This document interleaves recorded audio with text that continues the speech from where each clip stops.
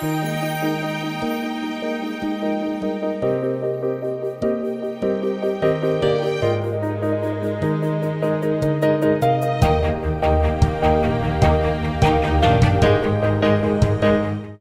విశ్వాసం చాలా గట్టిగా ఉంటుందండి, గొప్పగా ఉంటుంది. మన దగ్గర విశ్వాసం ఉన్న డౌట్, కానీ పిల్లల దగ్గర చలించని విశ్వాసం ఉంటుంది, లాజిక్లు వెతకని విశ్వాసం ఉంటుంది. మన దగ్గర ఉన్న విశ్వాసమైన లాజిక్ను వెతుక్కుంటుంది, కానీ పిల్లల దగ్గర ఉన్న విశ్వాసం లాజిక్ను వెతకదు. ఇప్పుడు ఒక రోగం తగ్గిపోయింది ప్రార్థన చేస్తే అని నేను చెప్పాను అనుకో, వెంటనే మీకు తర్కం గుర్తొచ్చింది. అంటే బైబిల్లో అందరి రోగాలు యేసుప్రభు తగ్గించాడా? కొంతమందికి స్వస్థపరచలేదు కదా. ఆయన పౌలు శరీరంలోనే ఒక ముళ్ళు ఉంది కదా, పౌలుకే స్వస్థత కలగలేదు కదా. అయినా ఈ రోగం మేలు కోసమే వచ్చి ఉండొచ్చుగా, శాలేమని అంత గట్టిగా చెబుతాడు ఎందుకు తగ్గిద్దని. ఏమో ఈ బలహీనత నాకు అవసరమై ఉందేమో కదా.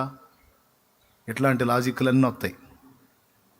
అయినా డాక్టర్ అంత కరాఖండిగా చెబితే తగ్గిపోయిద్ది అంటావా అని ఏవేవో ప్రశ్నలు వస్తాయి. కానీ ఒక పసిబిడ్డకు నువ్వు చెప్పా మాట అంతే, నమ్ముతాడు. తగ్గిపోయిద్ది అంటే తగ్గిపోయిద్ది అంతే. దేవునికి మహిమ కలుగును గాక. హల్లెలూయా. అపోస్తల కార్యం 12లో పేతురు చెరసాల్లోంచి విడుదల పొందాలని సంఘం అత్యాసక్తితో ప్రార్థన చేస్తుంది అని రాయబడి ఉంది. సంఘం అత్యాసక్తితో ప్రార్థన చేస్తుంది, బాగుంది. పేతురుకి వెళ్ళి తలుపు తీసింది ఎవరు? సంఘము అత్యాసక్తితో. అపోస్తల కార్యాలు 12:5 పేతురు చెరసాలలో ఉంచబడిను, సంఘమైతే అతని కొరకు అత్యాసక్తితో దేవునికి ప్రార్థన చేయుచుండెను. హేరోదు అతన్ని వెలుపలికి తీసుకుని రావాలని ఉండగా ఆ రాత్రియే పేతురు 2 సంకెళ్లతో బంధింపబడి 2 సైనికుల బంధకాల మధ్యలో ఉన్నాడు. బంధకాల మధ్యలో ఉన్నాడు. సంఘం ఆయన విడుదల కోసం ప్రార్థన చేస్తుంది. దేవుడు ప్రార్థన విన్నాడు, డౌట్ లేదు, ప్రార్థన విన్నాడు. విని తన దూతను పంపించి పేతుర్ని బయటికి తెచ్చాడు. చదువు. మరియు కావలి వారు తలుపు ఎదుట చెరసాల కాచుకొనుచుండిరి. ఇదిగో ప్రభువు దూత అతని దగ్గర నిలిచెను. అతడింకను గదిలో వెలుగు ప్రకాశించెను. దూత పేతురు ప్రక్కను తట్టి త్వరగా లెమ్మని చెప్పి అతని లేపగా, సంఘం అత్యాసక్తితో ప్రార్థించినప్పుడు దేవుడిచ్చిన జవాబు చదువురా. పేతురు ప్రక్కన నిలిచి త్వరగా లెమ్మని చెప్పి అతని లేపగా సంకెళ్ళు అతని చేతుల నుండి ఊడిపడెను. అప్పుడు దూత అతనితో, నీవు నడుము కట్టుకుని చెప్పులు తొడుగుకొనమనెను. అతడు అలాగున చేసిన తరువాత దూత, నీ వస్త్రము పైన వేసుకొని నా వెంబడి రమ్మని అతనితో చెప్పెను. అతడు వెలుపలికి వచ్చి దూత వెంబడి వెళ్ళి దూత వలన జరిగినది నిజముగా జరిగినని గ్రహింపక తనకు దర్శనము కలిగినని తలంచెను. కల వచ్చింది అనుకుంటున్నాడు. నిజంగానే దూత బయటికి తెచ్చి వదిలిపెట్టాడు అని, అబ్బా దర్శనం భలే బాగుంది అనుకుంటున్నాడు. చదువు. మొదటి కావలిని 2వ కావలిని దాటి పట్టణమునకు పోవు ఇనుప గవిని యొద్దకు వచ్చినప్పుడు దానంతటా అదే వారికి తెరుచుకొనెను. వారు బయలుదేరి, మనం మూవీస్లో చూస్తామే, ఇది రియల్. పట్టి నెట్టి అవతలకి నెట్టాల్సిన అవసరంలా. దూత నిలబడితే తలుపు దానంతటా అదే ఓపెన్ అయిపోయిందంట. దేవునికి మహిమ. దానంతటా అదే వారికి తెరుచుకొనెను అంటే దూత చూశాడు, అది ఓపెన్ అయిపోయింది. చదువు. వారు బయలుదేరి ఒక వీధి దాటిన వెంటనే దూత అతనిని విడిచిపోయెను. పేతురుకు తెలివి వచ్చి, ప్రభు తన దూతను పంపి హేరోదు చేతిలో నుండి యూదులను ప్రజలను నాకు చేయనుద్దేశించిన వాటినన్నిటి నుండి నన్ను తప్పించి ఉన్నాడని ఇప్పుడు నాకు నిజముగా తెలియనని అనుకొనెను. ఇట్లు ఆలోచించుకొని అతడు మార్కు అను మారు పేరుగల యోహాను తల్లి అయిన మరియ ఇంటికి వచ్చెను. అక్కడ అనేకులు కూడి ప్రార్థన చేయుచుండిరి. అతడు తలవాకిట తలుపు తట్టుచుండగా, బ్రదర్ ఈ మ్యాటర్ బాగా వినాలి మీరు, చూడండి చెబుతా. అతడు తలవాకిట తలుపు తట్టుచుండగా రొదే అను ఒక చిన్నది ఆలకించుటకు వచ్చెను. ఆమె పేతురు స్వరము గుర్తుపట్టి సంతోషము చేత తలుపు తీయక లోపలికి పరిగెత్తుకొని పోయి పేతురు తలుపు దగ్గర నిలిచి ఉన్నాడని తెలిపెను. అందుకు వారు, నీవే పిచ్చిదానివనిరి. అయితే తాను చెప్పినదే నిజమని ఆమె దృఢముగా చెప్పినప్పుడు వారు అతని దూత అనిరి. పేతురు ఇంకను తట్టుచున్నందున వారు తలుపు తీసి అతనిని చూచి విభ్రాంతి నొందిరి. దేవునికి మహిమ. రోదే అనే చిన్నది పోయింది. తలుపు తీయటానికి, తలుపు సప్పుడు అయితే. నా పాయింట్ ఏంటంటే, ఆ గదిలో పెద్దోళ్ళు లేరా? తలుపు తీయటానికి పెద్దోళ్ళు పోవాలా, పిల్లలు పోవాలా?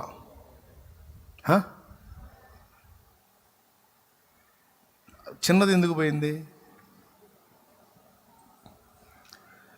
ప్రార్థన చేసేవాళ్ళు తలుపు వేసుకొని ప్రార్థన చేస్తున్నారు, అందరూ ప్రార్థన చేస్తున్నారు. ఈ చిన్నది మాత్రం ప్రార్థన చేసే వేళ్ళకెళ్ళి పేతురు వచ్చే తలుపు వాకిటికి వెళ్ళి చూస్తూ ఉంది. ఎందుకో తెలుసా? ఆ చిన్నదాని విశ్వాసం. ఇంతమంది కలిసి ప్రభువా పేతురుని విడిపించని ప్రార్థన చేస్తుంటే యేసయ్య విడిపించకుండా ఉంటాడా? యేసయ్య విడిపిస్తాడు. విడుదల పొందిన పేతురు ఇక్కడికే వస్తాడని తలుపుకెళ్ళి చూస్తూ ఉంది. కాబట్టే పేతురు తలుపు తట్టగానే టపీమని ఈ చిన్నది పోయింది. పోయిందా? అవతల వ్యక్తి తలుపు తట్టి పిలుస్తున్నాడు, అమ్మా ఎవరు లోపల? అమ్మా తలుపు తీయండి అని పిలుస్తుంటే గొంతు గుర్తుపట్టింది. సీమోను పేతురే. పరిగెత్తుకుంటూ వెళ్ళి, మీరు ప్రార్థన చేశారు కదా, ప్రభు ప్రార్థనకి జవాబిచ్చాడు, పేతురు వచ్చాడు, బయట ఉన్నాడు అంది. ఒక రోమా గవర్నమెంట్ ఒక ఖైదీని బంధిస్తే ఆ చెరసాలలో నుంచి బయటికి రావటం అనేది అంత తేలికైన విషయం కాదు. పేతురు మొత్తం 16 మందికి అప్పచెప్పబడ్డాడు. 4 చతుష్టయములు, 16 మంది. ఇద్దరైతే అచ్చంగా పేతుని పట్టుకొనే ఉన్నారు సంఖ్యలేసి. స్తోత్రం. మొత్తం 16 మంది. ఇద్దరైతే అచ్చంగా గొలుసులు కట్టి పట్టుకొని ఉన్నారు ఆయన్ని. మొత్తాన్ని తప్పించుకొని పేతురు బయటికి రావటం లెక్క ప్రకారం అసంభవం. సైనికులు సరిగా కాపలా కాయకపోతే వాళ్ళ శిక్షలు ఘోరంగా ఉంటాయి. రోమా గవర్నమెంట్ వాళ్ళకి వేసే శిక్షలు చాలా ఘోరంగా ఉంటాయి సైనికులకి. అందుకని వాళ్ళు ఎట్టి పరిస్థితుల్లో ఏమరపాటుగా ఉండరు. మనుషులైతే ఈ పేతుర్ని బయటికి తీసుకెళ్ళటం అస్సలు సాధ్యమయ్యేది కాదు. కానీ వచ్చింది దూత. మొత్తానికి చేయాల్సిన పని చేసి అతన్ని మాత్రం తీసుకొని బయటికి వెళ్ళి అక్కడ వదిలిపెట్టాడు. ఓకేనా? కాబట్టి వీళ్ళందరూ కలిసి ప్రార్థన చేస్తున్నారు, కానీ వీళ్ళ హృదయంలో రోమా గవర్నమెంట్ ఒక వ్యక్తిని అరెస్ట్ చేస్తే ఆ వ్యక్తిని వదలటం అసంభవం, ఆ వ్యక్తి తప్పించుకొని బయటికి రావటం అసంభవం. అయినప్పటికీ దేవుడు ఆయన దయగలిగితే ఏదో కార్యం చేస్తాడని విశ్వాసంతో ప్రార్థన చేస్తున్నారు, కానీ వారు చేసే ప్రార్థన ఖచ్చితంగా వెంటనే జవాబు వచ్చిందని అయితే నమ్మల. ఏదో ఒక విధంగా తప్పిస్తాడు. ఎవరో ఒక అధికారితో మాట్లాడతారు, పేతురు చావకుండా కాపాడతాడు. అది ఇప్పుడు జరిగిద్దో ఎప్పుడు జరిగిద్దో, ఎప్పుడో ఆయనకి ఇష్టం వచ్చినప్పుడు జరిగిద్ది అనుకున్నారు. మొత్తం కలిసి ఆసక్తిగా ప్రార్థన చేస్తున్నారు. ప్రభువా యేసు నామములో విడుదల, పేతురికి తెగిపోవాలా సంఖ్యలో యేసు నామములో అని బాగా గట్టిగా ప్రార్థన చేస్తున్నారు, కానీ అదంత తేలిక కాదని నమ్ముతున్నారు. కానీ చిన్నదానికి మాత్రం డౌట్ లేదు. అదే పసిబిడ్డ వంటి విశ్వాసం అంటే. ఈ చిన్న బిడ్డ వలె దేవుని రాజ్యమును అంగీకరింపని వాడు దానిలోకి ప్రవేశించడన్నాడు. చిన్న బిడ్డ నమ్మింది. రోదే. వీళ్ళు ప్రార్థన చేస్తున్నారు, పేతురు వస్తాడు. చేస్తున్నారు ప్రార్థన, జవాబు వచ్చింది. నిజమే, వచ్చాడు. పరిగెత్తుకుంటా వెళ్ళి, అమ్మా పేతురు వచ్చాడు అంటే, పిచ్చా నీవు పిచ్చిదానివి అన్నారు. అక్కడుంది. ప్రార్థన చేస్తా కూడా జవాబు ఇప్పుడే రాదని నమ్మిన వాళ్ళు పిచ్చోళ్ళ? ప్రార్థన చేస్తున్నారు, జవాబు ఖాయమని నమ్మింది పిచ్చిదా? ఎవరు పిచ్చోళ్ళు? విశ్వాస విషయమే బలహీనులైన వాళ్ళు, విశ్వాస విషయమే బలముగా ఉన్నవాడిని పిచ్చోడనే అంటారు, పిచ్చిదనే అంటారు. ఎందుకంటే దేవుని కార్యాలు నమ్మలేరు, డౌటు. నమ్మిన వాడిని పిచ్చోడనే అంటారు. విశ్వాసము గలవాడికి విశ్వాసము లేని వాళ్ళు పిచ్చోళ్ళలా కనపడతారు. మరి అంత మాత్రం నమ్మకం లేనప్పుడు ప్రార్థన చేయటం దేనికమ్మా? అంత మాత్రం నమ్మకం లేనప్పుడు అంతసేటు మొత్తుకొని ఏడిసి గందరగోళం చేయటం దేనికమ్మా? పిచ్చితనం కాదా? ప్రార్థన చేసేటప్పుడు జవాబు వచ్చిద్దని రూఢిగా నమ్మాలి కదా. చిన్న బిడ్డ చూసారా, ఇంత సందేహం లేదు. ఇంకొకటి, అందరూ ప్రార్థన చేస్తుంటే ఈ పాప మాత్రం ఎందుకని ప్రార్థనలో ఉండకుండా ఉంది? ఒకవేళ సీమోను పేతురు వస్తే తలుపు ఎవరు తీస్తారు? వీళ్ళు తలుపులన్నీ బంధించి రప్పించు ప్రభా, రప్పించు ప్రభా, రప్పించు ప్రభా అని ప్రార్థన చేస్తారు. ఒకవేళ ఆయన వస్తే నేను వెళ్ళి తీస్తా. దేవునికి మహిమ. హల్లెలూయా. వెళ్ళి తలుపు తీశారు. నిజంగానే పేతురు ఉన్నాడు. ఆశ్చర్యపోయారు. ఎందుకు చెప్తున్నానంటే, విశ్వాస విషయంలో కూడా చిన్న బిడ్డలే మాదిరి. ఈరోజు ఏదైనా యేసు ప్రభు నాకు మొర్రపెట్టు, నేను నీకు ఉత్తరం ఇస్తాను అని చెబితే మొర్రపెట్టు ఊరుకు అంతే. అప్పజెప్పు, నేను చూస్తానన్నాడు, అప్పజెప్పు ఊరుకు అంతే. చింత యావత్తు నా మీద వేయి, నేను చూస్తానన్నాడు, ఆయన మీద వేసి ఊరుకు అంతే. అది చిన్న బిడ్డలాగా చేయాల్సిన పని, చిన్న బిడ్డ చేసే పని అది. నువ్వేమో బోర్డ్ లాజిక్లన్నీ తీసుకొస్తావు. అంటే అన్నయ్య, మామూలుగా చిన్న చిన్న బలహీనతలు అయితే కాదు కానీ అన్నయ్య, ఇదేందో క్యాన్సర్ అంట అన్నయ్య, ఇదేదో పెద్దదేనంట. పెద్దది అయితే ఇంక పో, మరి నాకు చెప్పటం ఎందుకు?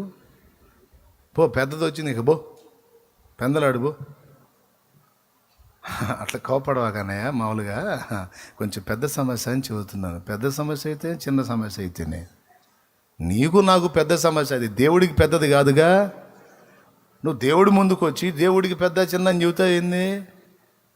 ఆయన కనికరం నీ మీదకి వస్తే అది ఎంతటిదైనా సరే అడ్రస్ లేకుండా చేయగలుగుతాడు ఆయన. నమ్మాలి. నువ్వు ప్రభు యొద్దకు వచ్చేవాడు ఆయన ఉన్నాడనియు, తనను వెదకు వారికి ఫలము దయచేయువాడనియు రూఢిగా నమ్మాలి కదా మొదట. ఎట్లా? కానీ చిన్న బిడ్డ చెప్పండి, మార్పు నుండి బిడ్డల వంటి వారైతే అంటే బిడ్డలాగా విశ్వాసం ఉంచాలి. ఈ రకంగా పిల్లల్లో ఉన్న క్వాలిటీస్ చూస్తే గతంలో చెప్పా, 2-3 సార్లు చెప్పా, అచ్చంగా దీని మీదనే టైం అంతా అయిపోయింది. అలాంటి క్వాలిటీస్ ఉంటాయి పిల్లల దగ్గర నేర్చుకోవటానికి. విచిత్రం చెప్పనా, మనం కూడా గతంలో పిల్లలమే. మన చిన్నప్పుడు మన దగ్గర కూడా ఉన్న ఈ లక్షణాలన్నీ పెద్దోళ్ళం అయిన తర్వాత లాజిక్ డెవలప్ అయిపోయి చాలా వరకు ఆ పిల్లతనంలో మనం నమ్మిన విషయాలు చాలా ఇప్పుడు అనుమానించడం మొదలుపెట్టాం. అయితే ఆయన అంటాడు, మీరు మార్పు నుండి బిడ్డల వంటి వారు కావాలి అంటాడు. అన్ని విషయాల్లో కావాలా? కొన్ని విషయాల్లో కావాలా? అన్ని విషయాల్లో కాదు తల్లి, కొన్ని విషయాల్లోనే. అది అన్ని విషయాల్లో అయితే పౌలు చెప్పిన మాటలు తప్పవుతాయి. పౌలు ఏమన్నాడు? మీరు పెద్దలు కావాలన్నాడు. మీరు ఇంకా పసిపిల్లల్లా ఉంటారని, మీరు ఎప్పుడు పెద్దలు అవుతారు అన్నాడు. ప్రభు ఏమన్నాడు? మీరు పిల్లలు అంటోళ్ళు కావాలని. ఇంకా పిల్లలు కావాలా పెద్దలు కావాలంటే కొన్ని విషయాల్లోనేమో పిల్లల్లాగా ఉండాలి, కొన్ని విషయాల్లోనేమో అదమ్మ సత్యం. ఎట్లాగో చెప్తా. ఇప్పుడు కొన్ని చెప్పా. చిన్న పిల్లల్లో నేర్చుకోదగ్గ సుగుణాల్లో మొట్టమొదటిది ఇతరుల మీద ఆధారపడి బ్రతుకుట. మనమైతే మనుషుల మీద ఆధారపడనక్కరలేదు, కానీ మనమందరం ఆధారపడవలసిన వాడు దేవుడు. ఎంతమంది అయినా ఆధారపడవచ్చు ఆయన మీద, అందరినీ ఒడ్డుకు తీసుకెళ్తాడు ఆయన. రెండవది, ఆయన మీద విశ్వాసం ఉంచితేనే రక్షణ. చిన్నపిల్లలు ఉంచినట్టు విశ్వాసం ఉంచితేనే రక్షణ, విశ్వాసం ఉంచితేనే అద్భుతం, విశ్వాసం ఉంచితేనే స్వస్థత, విశ్వాసం ఉంచితేనే సమాధానం. విశ్వాసం అన్న దగ్గర ఇక లాజిక్ వాడకూడదు. అంతే. లాజిక్, విశ్వాసం రెండు ఈక్వల్ కాదు, రెండు కలిసి ఉండవు, ఒకదానికొకటి ఆపోజిట్ అన్నమాట. బండ నీళ్ళు ఇచ్చిద్దా? లాజికల్గా చెప్పు. సముద్రం 2 పాయలు అయిద్దా? లాజికల్గా చెప్పు. ఎట్లా చేస్తావు? ఒక రాత్రి తెల్లవారేసరికి పాయలు అయిద్దా? అయిందిగా. చేదు నీళ్లు తీయటి నీళ్లుగా మారతాయా? చెంబులో మారతాయేమో, గ్లాసులో మారతాయేమో పంచదార వేసుకుంటే. ఒక చెట్టు కొమ్మేస్తే మారిపోతాయా? మారినయా లేదా? కొత్త కుండలో ఉప్పేస్తే మారతాయా? మారినీగా.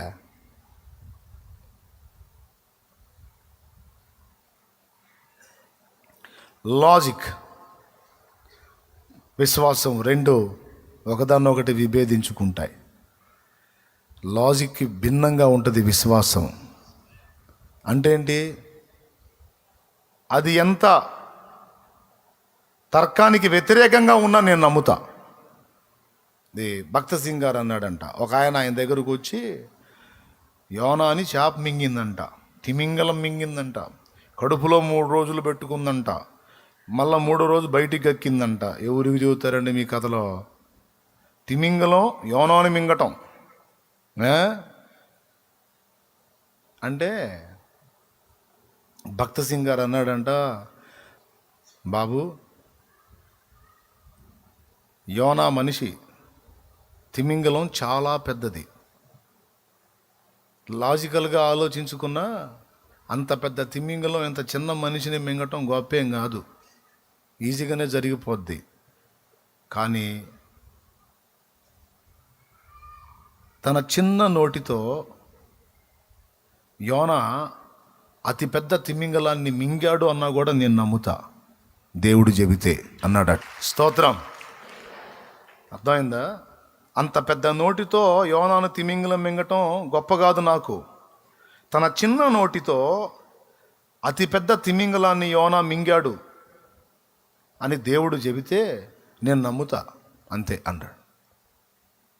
అట్లెట్లా అని నేను అనను.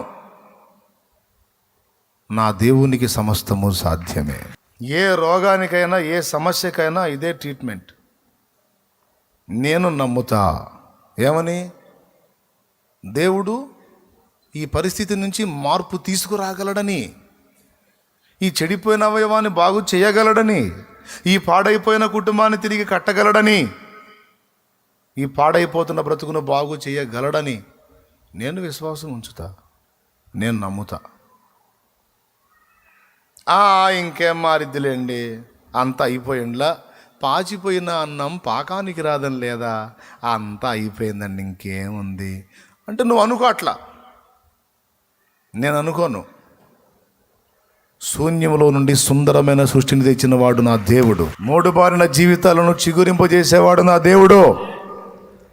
ఆయన చేయగలడు, నేను నమ్ముతా, అంతే.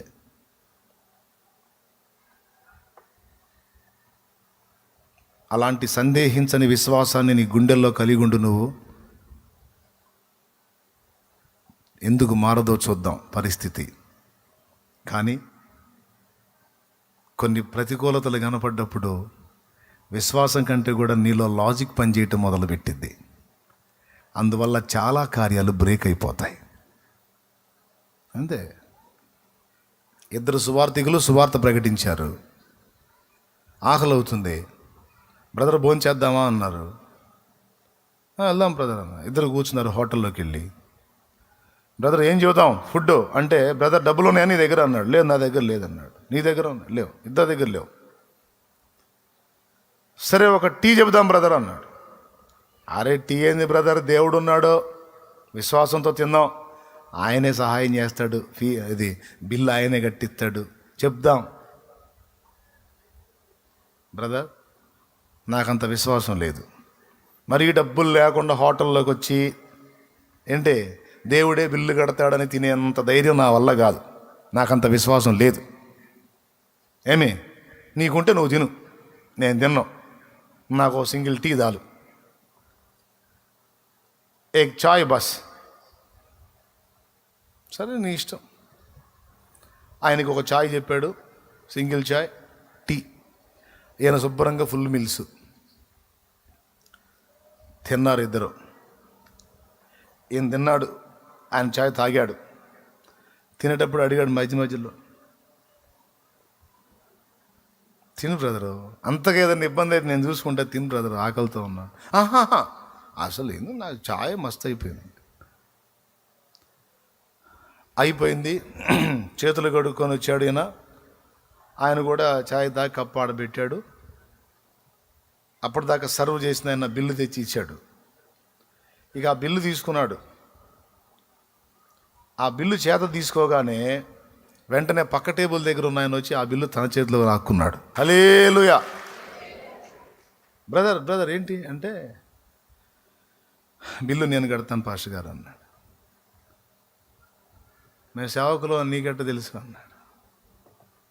మీరు తినేటప్పుడు ప్రార్థన చేసుకోవటం చూశాను, దైవజనులని అనిపించింది నాకు.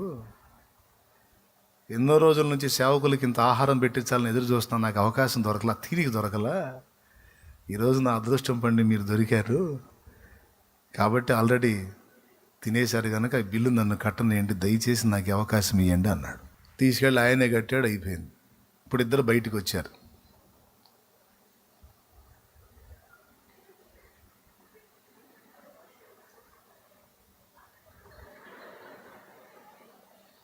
దేవునికి స్తోత్రం. పాస్టర్ గారు తినవయ్యా అంటే నాకు అంత విశ్వాసం లేదంటే, లేదు బ్రదరు, నాకు ఫస్ట్ నుంచి నీ విశ్వాసం గొప్పది బ్రదరు, నీ విశ్వాసం గొప్పది. కానీ అదే నాకు ఇదే సమస్య అయిపోయింది. నేనేమో అన్నీ లాజికల్గా ఆలోచించి చాలా పోగొట్టుకుంటున్నా బ్రదర్ నేను. అంతే బ్రదరు. ఎక్కడ బ్రదర్, ఎక్కడ? చచ్చినవాడు తిరిగి లేచినప్పుడు ఏ లాజిక్ ప్రకారం లేచాడు బ్రదర్? యాయిరు కూతురు లేచినప్పుడు ఏ లాజికల్గా లేచింది? ఏ లాజిక్ను బట్టి లేచింది? చనిపోయిన లాజరు 4వ రోజు ఏ లాజిక్ను బట్టి లేచాడు?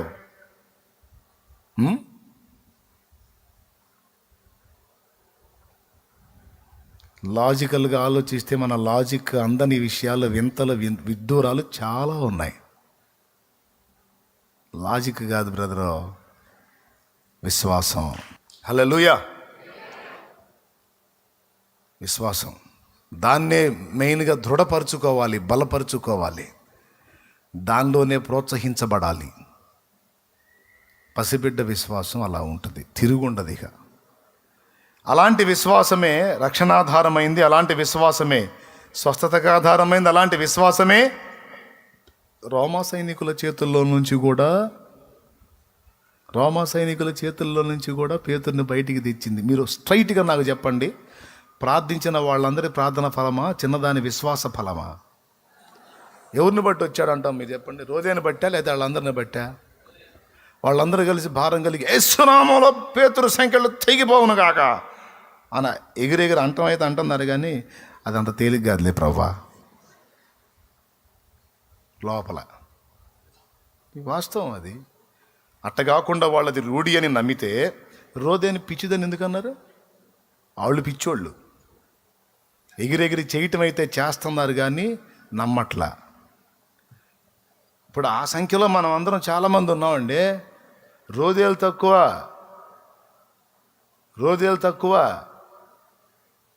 అవిశ్వాసంతో రోధించేవాళ్ళు ఎక్కువ. స్తోత్రం. పసిబిడ్డలో నేర్చుకోదగ్గ మరో సుగుణం నమ్ముట. నీ చేతనైతే నమ్మువానికి కొన్నే సాధ్యం అన్నాడు యేసయ్య. సమస్తము సాధ్యమైన వాడు మొదట దేవుడైతే ఆ దేవుడు సర్వశక్తి గలవాడు అని నమ్మేవాడికి కూడా సమస్తము సాధ్యమేనన్నాడు. ఎంత ప్రాముఖ్యమండి ఇది. అందరిలాగా ప్రయాణం చేయటానికి అందరూ నువ్వు ఒకటేనా? నువ్వు విశ్వాసముతో బ్రతికే వ్యక్తివి. నీతిమంతుడు విశ్వాస మూలమున జీవించునన్నది వాక్యం. కాదన్నయ్య, అందరికి వచ్చింది మనకు వచ్చింది, ఇక అందరితో పాటు మనం కూడా అంటే అందరికీ లేనిది నీకు ఒకటి ఉంది, దేవుని అందలి విశ్వాసం ఉంచిన నీకు అందరికీ లేనిది ఒకటి ఉంది, దేవుని కృప. నీతిమంతుడు ఏ మూలమున బతుకుతాడు? విశ్వాస మూలమున జీవించును. నా సోదరులారా, ఇది చాలా ప్రాముఖ్యమైన విషయం కాబట్టి దీన్ని మీరు అందరూ గుర్తెరగాలి.